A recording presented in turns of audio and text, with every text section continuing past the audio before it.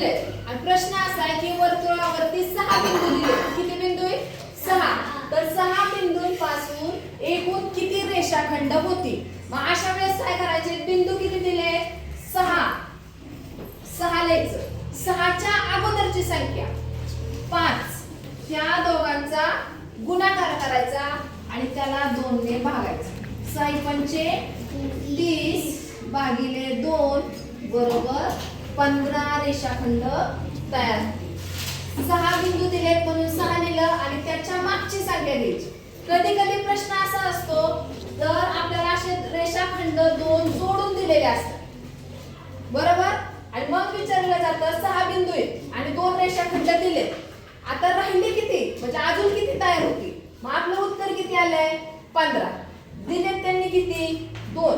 मग त्या 15 मधून 2 वजा केले तर अजून 13 तयार होतील. किती होतील अजून? 13.